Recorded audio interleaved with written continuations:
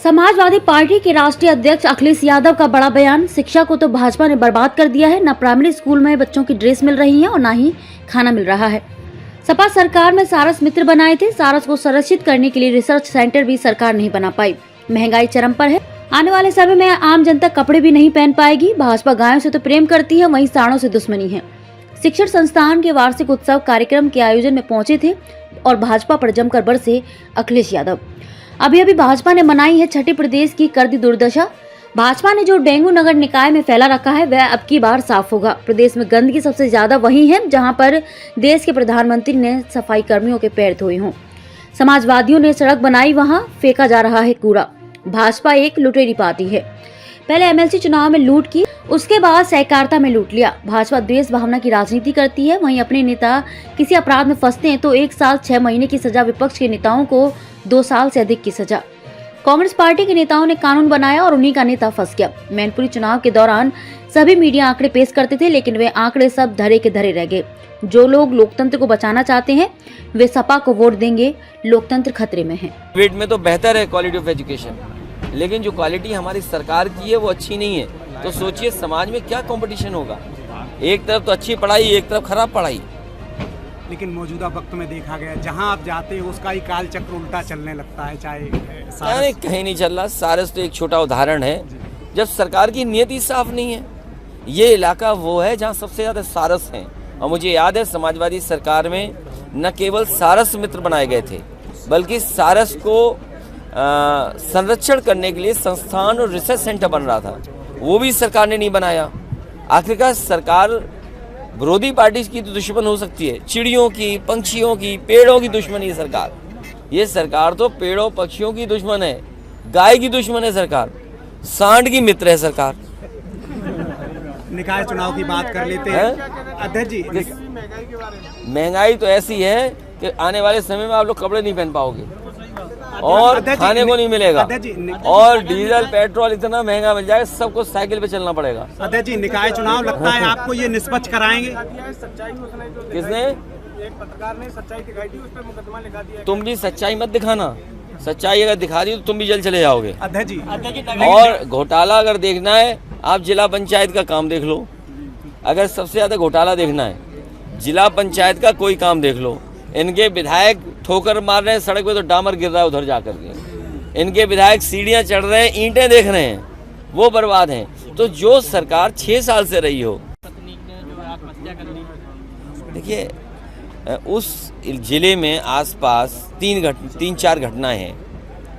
माँ बेटी को बुलडोजर और झोपड़ी में आग लगा करके मार दिया। वहीं एक पुलिस ने मारा इतना कि उसकी जान चली गई, बलवंत सिंह की। फिर ये पुष्पेंद्र, उसकी पत्नी ने आत्महत्या कर ली। और आसपास ऐसे कई घटनाएं हैं जहां पर प्रशासन और भारतीय जनता पार्टी की वजह से हुई है जाने। भारतीय जनता पार्टी के सरकार में किसी की सुनवाई नहीं है, अन्याय चरम सीमा पर है। अध्यक्ष जी, एक तरफ लोकसभा चुनाव की तैयारी चल रही है, एक तरफ आपकी जो लड़ाई है वो भाजपा से है, दूसरी तरफ आज बसपा के सुप्रीमो की एक बैठक हुई थी। अब जब कोर वोटर की बात आती तो 13% लगभग ये वोट जो है जो छिटक जाता है, अगर सपा के पाले में आ जाता है तो जाहिर सी बात। देखिए ऐसा है, आप इसका विश्लेषण मत करो। जब मैनपुरी का चुनाव था तो सब चैनल जातियां गिनते थे टीवी पे, याद करो, अखबार वाले गिनते थे ये समीकरण है, ये समीकरण है। जब रिजल्ट आया तो किसी ने नहीं गिना किसी को, हैं? तो इसलिए आप ये मत गिनो। उत्तर प्रदेश की जनता देख रही है कि बाबा साहब भीमराव अम्बेडकर जी का जो सपना था, उनका जो संविधान था जिस पर लोकतंत्र मजबूत होता, उसको खतरा है। जो लोग लोकतंत्र बचाना चाहते हैं वो सब समाजवादियों के साथ खड़े दिखाई देंगे। इस बार सुखपाल यादव कहां से चुनाव लड़ने वाले? जहां से तुम बता दो वहीं टिकट दे देंगे। ये अग्निवीर की भर्ती देखने के लिए आया था, अब उसके परिवार वालों को पुलिस जो है, मैं उनके परिवार के लोगों से मिलूंगा और परिवार के लोगों से कहूंगा कि बहादुरी की तरह अगर बेटा अग्निवीर बनकर के वर्दी पहन करके सीमा की रक्षा करना चाहता था तो उसके लिए सबसे बड़ी बात यही होगी, परिवार के लोगों को हिम्मत से खड़े रहना चाहिए और ऐसे दोषी अधिकारियों के खिलाफ खड़े होकर के उन्हें सजा मिले, इस तरफ काम करना चाहिए। और मैं सरकार से कहूंगा कि पीड़ित परिवार की आर्थिक मदद करे और न्याय दिलाने के लिए उन्हें सुरक्षा दे। कांग्रेस जो कानून लेके आई थी जिसके चक्कर में राहुल गांधी फंस गए हैं, क्या आगे चल के इसके देखिए, इस कानून पे कुछ ये कानूनी लड़ाई है और कई बार पॉलिटिकल लोगों को झूठा फंसाया जाता है, क्योंकि कई बार लोकतंत्र में पॉलिटिक्स करने वाले लोगों को उन आंदोलनों का नेतृत्व करना पड़ता है और जो सरकार उस समय होती है कोई ना कोई मुकदमे लगाती है, फर्जी मुकदमे लगाती है। अब आप देखिए, कमाल की बात तो यह है कि उत्तर प्रदेश के मुख्यमंत्री जी ने अपने ही केस वापस ले लिए, डिप्टी सीएम के केस वापस ले लिए, और अगर ये ट्रायल पे जाते और कोर्ट जाते तो हो सकता है उन्हें कई बार सजा मिलती, तो कितनी बार सजा जाती। अब ये कांग्रेस पार्टी सोचे कि उन्होंने ऐसा कानून बनाया और उसी कानून में उनका नेता फंस गया। क्या तो ये अब कांग्रेस पार्टी सोचिए, कानूनी राय ले, कोर्ट का मसला है, कोर्ट में इसमें बेहतर फैसला दे सकता है। हम तो विपक्ष के लोग हैं, हम इतना ही जानते हैं कि बीजेपी के लोग झूठा फंसाते हैं। मोहम्मद आजम खान साहब की इन्होंने सदस्यता ली, अब्दुल्ला की सदस्यता ली, हमारी पार्टी के विधायक पूर्व सांसद रमाकांत यादव की सदस्यता लेना चाहते हैं, विधायक इरफान की सदस्यता लेना चाहते हैं, दीपक यादव को जेल भेज दिया, प्रजापति को पहले ही जेल भेज दिया। पहले प्रजापति बुरा लगता था, उसके लिए टीवी चैनल पे पैसा खर्च करके समाजवादियों को अपमानित करते थे। अब उन्हीं के परिवार के लोगों को बीजेपी वाले खिचड़ी खिलवा रहे हैं कि हमारी खिचड़ी के कार्यक्रम में आइए और सम्मान करिए। कहीं ना कहीं खिचड़ी पक रही है। खिचड़ी नहीं पक रही है, इस बार भारतीय जनता पार्टी का सफाया होने जा रहा है। भैया निकाय चुनाव को लेकर क्या तैयारी? निकाय चुनाव की तैयारी है और निकाय चुनाव की तैयारी है। जहाँ जहाँ बीजेपी के चेयरमैन हैं, जहाँ जहाँ बीजेपी के मेयर हैं, वहाँ सबसे ज्यादा मच्छर हैं, सबसे ज्यादा कूड़ा है, सबसे ज्यादा गंदगी है। और तब है जब प्रधानमंत्री जी ने झाड़ू उठाया, झाड़ू लगाया, उन्होंने तमाम एम्बेसडर्स बनाए झाड़ू मारने के लिए और स्वच्छ भारत अभियान चलाया। तो ये कैसा स्वच्छ भारत अभियान है जहाँ कूड़ा सड़कों के किनारे, गलियों में, मोहल्लों में पड़ा हुआ है और सब चेयरमैन मेयर इन्हीं के थे, जिसकी वजह से कूड़ा की परेशानी आई। आरएलडी के साथ में गठबंधन करके जो हमारी पार्टी का गठबंधन है वही गठबंधन आगे रहेगा। तो बारिश, पानी और आग भी लग रही है। देखिए, अगर आप मेजोरिटी में आते हैं तो किसानों के लिए नहीं, देखिए, इस समय भारतीय जनता पार्टी को सबसे ज्यादा किसानों की मदद करनी चाहिए और इसलिए मदद करनी चाहिए, ओलावृष्टि से, आंधी तूफान से, बारिश से किसानों का बड़ा नुकसान हुआ है और कुछ क्षेत्रों में कुछ किसानों का पूरी बर्बादी हो गई। ये वही भारतीय जनता पार्टी है जिसके देश के प्रधानमंत्री जी ने ये कहा कि किसान बीमा फसल योजना के माध्यम से किसानों की पूरी भरपाई होगी।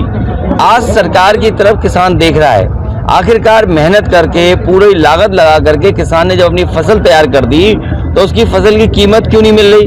क्या ये किसानों के लिए जो फसल बीमा योजना थी उद्योगपतियों की मदद के लिए थी या किसानों की मदद के लिए? ये सरकार बताए। और जिस समय आलू की परेशानी किसान के सामने आई, एक भी आलू इस सरकार ने नहीं खरीदा। जब सरकार ने बजट में 1000 करोड़ रुपए रखे थे आलू के लिए, तो मैं सरकार से ये किसान जानना चाहता है कि भाई आपने आलू क्यों नहीं खरीदे? अगर एक भी आलू खरीदा हो तो बता दो। तो इसका मतलब ये इनका बजट झूठा था और बजट में ही झूठ बोलने लगातार। ये कह रहे हैं कि अनएम्प्लॉयमेंट रेट 4.2% है। अगर 4.21% अनएम्प्लॉयमेंट रेट है, इसका मतलब 100 में से 4 ही लोग बेरोजगार बचे हैं। इतना बड़ा झूठ भारतीय जनता पार्टी कैसे बोल सकती है? फिर अभी जब छठी मनाई सरकार ने तो कहा कि प्रति व्यक्ति आय उत्तर प्रदेश में 2 गुनी हो गई।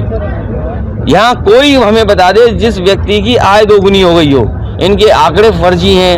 ये लगता है जो तहसील और थाने में आय बढ़ा दी है इन्होंने, उस आय की बात तो नहीं कर रहे थे। और फिर $1 ट्रिलियन की इकोनॉमी, आप झूठ दिखा रहे हो कि 16% की ग्रोथ रेट है। अगर 16% की ग्रोथ रेट है और आपको $1 ट्रिलियन की इकोनॉमी चाहिए तो इसका मतलब 34% होनी चाहिए ग्रोथ रेट। तो 34% ग्रोथ रेट नहीं संभव है। अपने झूठ को सच बताने के लिए अमेरिका की कंपनी को इन्होंने हायर किया है और उसे 200 करोड़ रुपए दिए हैं। 200 करोड़ दिए अमेरिका की कंपनी को और 2000 करोड़ दिए हैं अखबार और टीवी वालों को। आगरा जिस सरकार ने अभी अभी अपनी छठी मनाई हो और उसकी छठी मनाने पे बताओ किस दुर्दशा है उत्तर प्रदेश की। नगर निकाय चुनाव की बात कर लें, नगर निकाय के चुनाव में इस बार उत्तर प्रदेश कूड़ा साफ होगा, गंदगी साफ होगी और जहाँ जहाँ बीजेपी के मेयर थे, नगर पालिका अध्यक्ष थे, वहाँ वहाँ डेंगू ज्यादा फैला। और आज भी चेक कर लो, जहाँ बीजेपी के चेयरमैन हैं, जहाँ बीजेपी के मेयर हैं, वहाँ मच्छर ज्यादा हैं, नगर पालिका क्या निष्पक्ष चुनाव कराएंगे? कूड़ा है, करकट है, गंदगी है। और तब है जब सबसे पहले प्रधानमंत्री ने झाड़ू उठाया हो, सफाई कर्मचारियों के पैर धोए हों, बड़े बड़े उद्योगपति, बड़े बड़े एक्टरों को स्वच्छ भारत से जोड़ करके उन्हें क्या बना दिया था, एम्बेसडर सफाई का, और स्मार्ट सिटी का सपना दिखाया।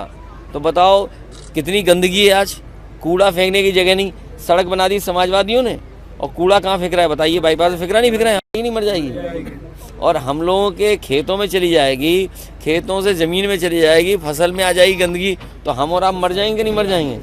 अध्यक्ष जी, 2024 लोकसभा आगामी चुनाव जो है, एक तरफ भाजपा है, दूसरी तरफ बसपा है। लेकिन वार्डों के आरक्षण नहीं बदले, किस तरह? चलिए ये अब विषय बड़ा नहीं है, सुप्रीम कोर्ट देख रहा है। अब जो है सुप्रीम कोर्ट निर्देश दे देगा, कोर्ट निर्देश दे देगा, उसको हम लोग फॉलो करेंगे। अध्यक्ष जी, एक तरफ देख रहे हैं कि जैसे ही एकजुट सहकारिता में तो लूट लिया, जैसे ब्लॉक प्रमुखी लूटी, एमएलसी लूटी, फिर लूट लिया। ये लुटेरे लोग हैं, ये लोकतंत्र पे भरोसा नहीं करते। इसलिए मैंने कहा भारतीय जनता पार्टी के लोग 840 हैं। अभी आप पश्चिम बंगाल से लौटे और राहुल गांधी जी की सत्ता रद्द कर दी, उस पर अब आगे कार्रवाई क्या रहेगी? कांग्रेस पार्टी को ऐसा कानून नहीं बनाना चाहिए था, उन्हीं ने फाड़ा। कांग्रेस पार्टी ने कानून बनाया, उन्हीं का नेता फंस गया। अध्यक्ष तो जी, कांग्रेस पार्टी को कम से कम कानून तो ऐसा बनाते जिससे जो झूठे फंसाए जाते हैं। अब बीजेपी अपने नेताओं को तो 6 महीना और 1 साल की सजा दिलवाती है, पता नहीं क्या करती है। बीजेपी ऐसी पैरवी कराती है कि विपक्ष के लोग को 2 साल से ज़्यादा सजा मिल जाए। सबसे पहले मोहम्मद आजम खान साहब गए, उनके बेटे गए, समाजवादी पार्टी के बहुत सारे लोगों के खिलाफ मुकदमे दर्ज किए गए, इसीलिए कि उनकी सत्ता छीन लें। इरफान सोलंकी है, उसकी सत्ता छीनना चाहते हैं। रमाकांत यादव उनकी सत्ता छीनना चाहते हैं। दीपक यादव को झूठा फंसा दिया। ये केवल दूसरों को फंसा रहे हैं। और सोचिए, मुख्यमंत्री जी ने अगर अपने केस न वापस लिए होते तो बताओ चुनाव हो गया होता कि नहीं होता उनके लिए। अध्यक्ष जी, जो अगर